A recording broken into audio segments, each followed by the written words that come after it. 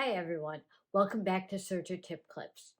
A friend of mine asked me to show her how to do a blind hem stitch on a serger, and I thought that would make a great tip clip to share with all of you. Now, that said, would a serger really be my first choice for a true blind hem, especially on a garment? Probably not. I'd probably either do it by hand or on my sewing machine.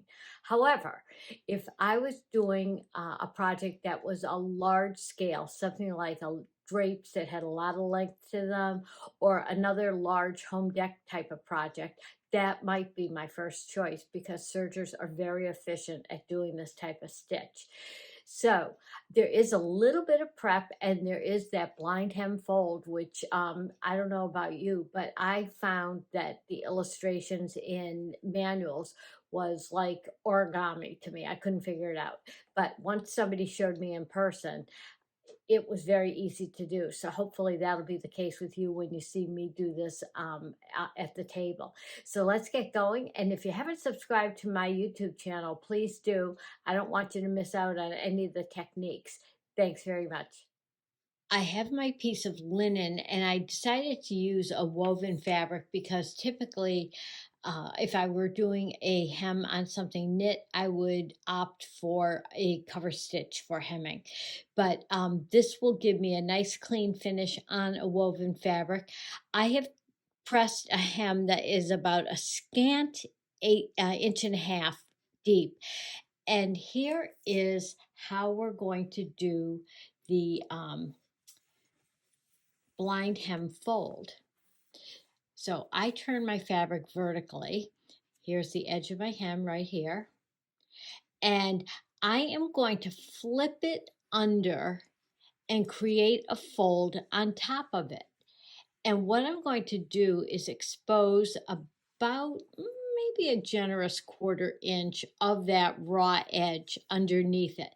So actually it kind of looks like an S shape or a Z shape underneath, or two even. So there are 3 layers here. And then what I'm going to do is I'm going to pin nice and far to the left so that I don't catch my pins with my knife on my serger.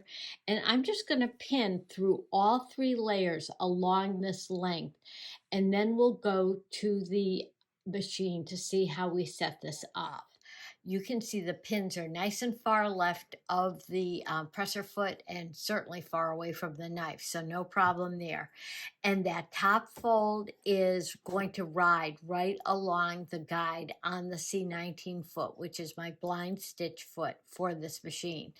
Now, I have the serger set up for a 3-thread narrow overlock, stitch number 4 on the L890. I have lowered the tension on the right needle, the thread, so that I don't get puckering on the hem on the public side of this. And I've left the upper and lower looper tensions on the default setting of 4. My stitch length is 4.5, which sounds super long, and it really is. It's the longest one that the machine will do. But for a hemming technique, it's not excessively long. So I have adjusted this and I've done a little bit of testing off camera, and I think you can see where the needle is and that it's just going to go into that top fold right here, because when this is flipped back to the public side, that is where the stitch will be and what will show on the public side of this. So let's take a look and stitch along and see how we do.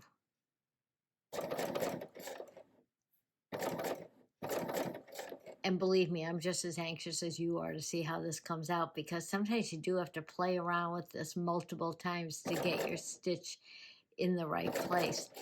And I think it's barely biting into that top layer, but as long as it catches it, that's okay. Chain off. Gonna cut my threads, and now I'll take my pins out. I'm going to give this a press too before we go to the table to take a look at the final results. Well, let's take a look at this up close. You can see that this really does look pretty good. They're just teeny tiny little stitches here. And if this thread were a little bit lighter and matched the fabric, I think those would be almost invisible. Now, as I went along, I must have moved the fold a little bit to the left. And right here, it really is totally blind. And I must have pushed it back a little too enthusiastically here. But again, these stitches are small. And again, if they match the color of the fabric exactly, I think that that would be perfectly acceptable. Let's look at the back side. You can see how the needle thread is looser on this, but I do have a finished edge that is overlocked, which is good because linen tends to ravel. It won't ravel anymore. But this whole hem, even on that section, I think it's right here, that is truly blind, it was caught. It was just that I happened to have a needle in the absolutely perfect position to catch that fold, but make the stitch almost invisible. So this is not a bad result on this, but the name of the game is testing, and the turn of cloth, depending on how thick your fabric is and how it behaves once you put the presser foot down, because once you put that down and compress that whole top fold, that will move that fold slightly more to the right and kind of squish it a little bit. So play around and practice with moving that guide right or left just to get the results that you want. But I think this is a pretty good finish for a serger blind hem, especially the beginning. Let's not pay attention to that right edge. Let's look at this. This looks pretty darn good.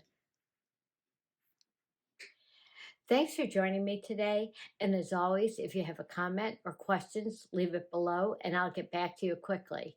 In the meantime, happy sewing and serging.